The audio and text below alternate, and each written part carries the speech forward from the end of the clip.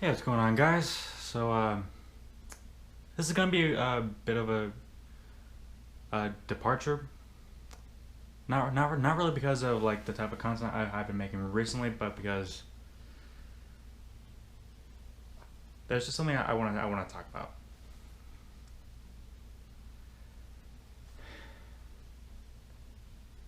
Honestly, I wanted to talk about this for so long because today actually makes 1 year since I've been home. We'll get to the reasoning why in a second, but first, let me just say that this year has been insane. I know that's not even. I know that this year isn't even over yet, but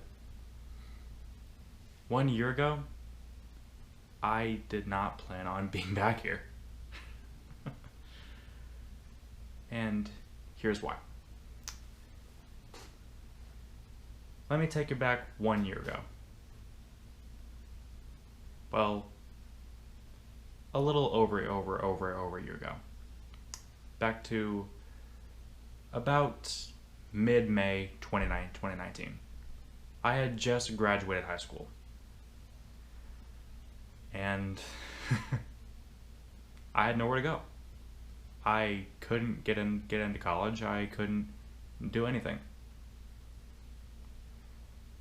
So my mom and I make the brilliant move of enlisting in the Navy.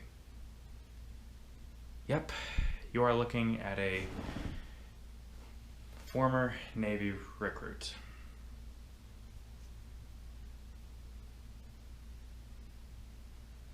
Now, here's the thing. I joined because I had nowhere to go, and I thought this would actually help build some stability in my life. But nowadays, I feel that it wasn't really for me. And before I preface this, let me just say the road getting there was not easy.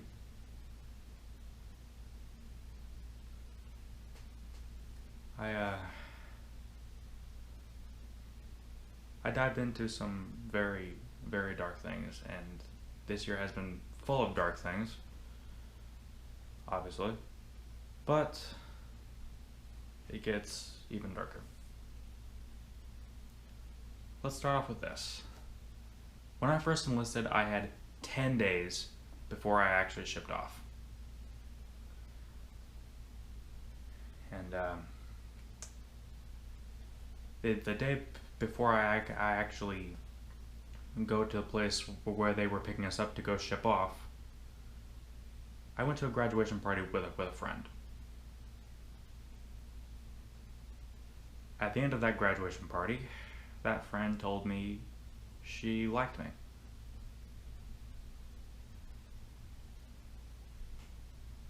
I had a girlfriend back then, so I had never really been in that situation. I had no idea what to do.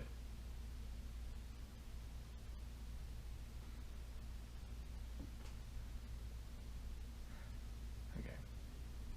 And the day I ship, I realized that this is not going to be easy. I got zero sleep that day. And okay, let me break down like your first week of boot camp. Your first day there, you get zero sleep. Hands down, they will not let you sleep until 3 in the morning the very next day.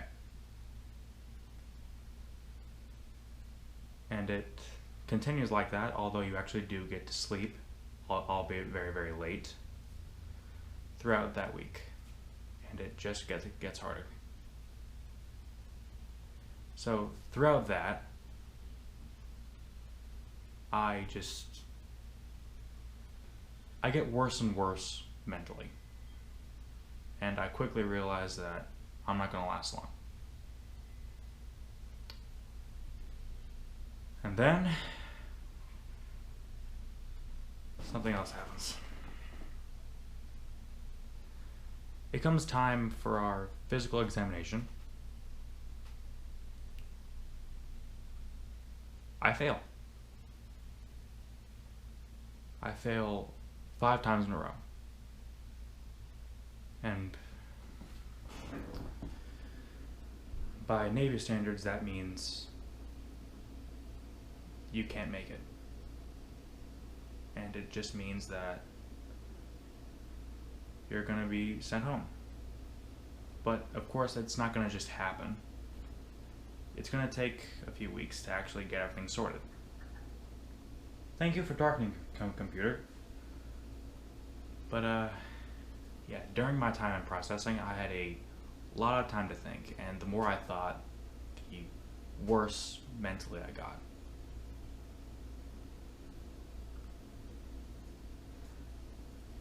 I remember actually writing down in the notebook they gave me in a 2-page passage titled, "Why I'm Depressed." I wish I was making that up. I can't really find the notebook they gave me. But, yeah, that happened. And the more I thought about it,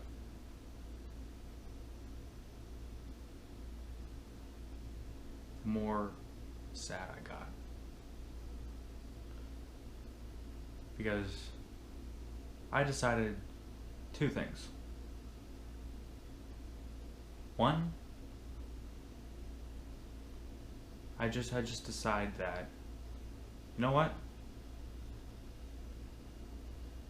I'm gonna end the relationship I'm currently in as soon as I get home, because I'm just not in love with that person anymore. And see if that friend who said she liked me still does. And the second thing is, I'm going to try and find my own way, which is currently what I'm still doing.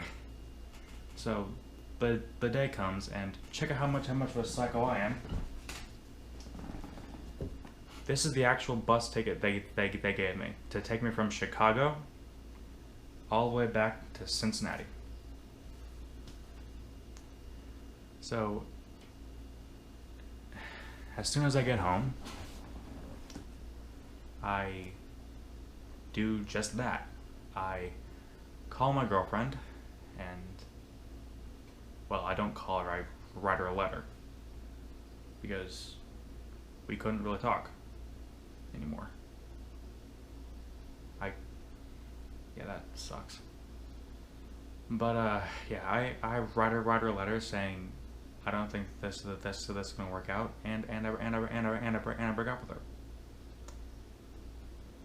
And on that day, I call that friend and ask her out on a date. She says yes. And that just goes on.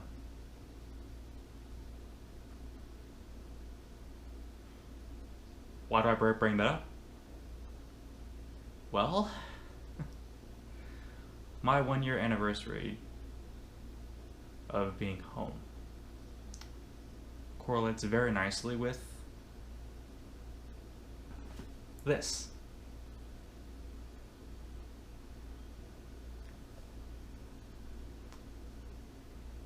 And you know what? This relationship so far has been the best thing that's ever happened to me. I don't think I can imagine being without her. But more things have changed in my life. The first bigger, or not bigger, but big change is that I got my first real job. I still have that job. And frankly, I really do like it. And the second biggest change is one you've already seen. I moved into my own place. But the reason for that is kind of sad.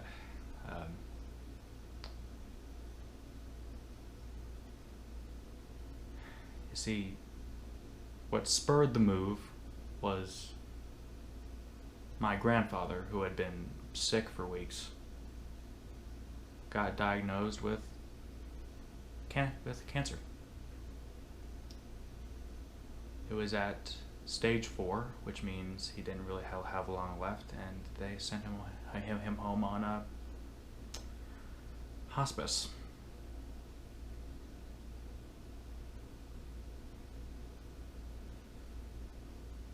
He passed away a few days later.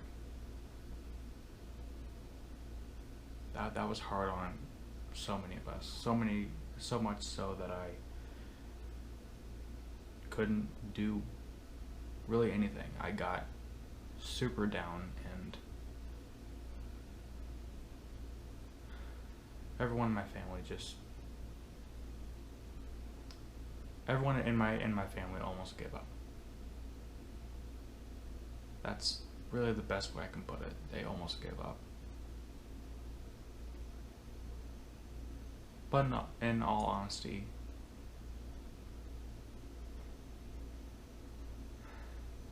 he lived a long life.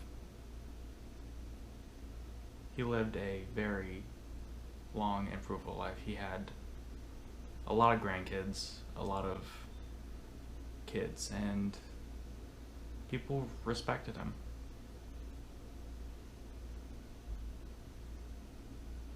He was a friendly guy to everyone, and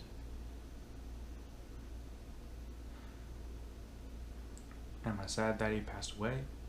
Yes, I am. Am I sad that he passed away at 74? No. He lived a very, very good life.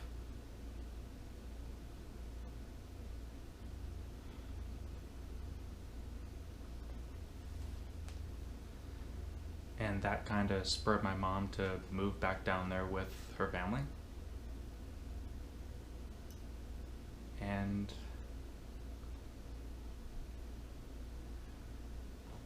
it spurred me to finally get my own place and actually learn what it's like to be on my own. All of that happened in the span of 12 months.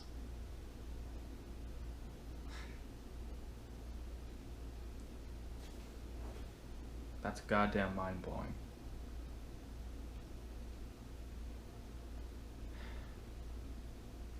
But yeah, that's about it. I just wanted to talk about that because it's been a whirlwind. Here's one more.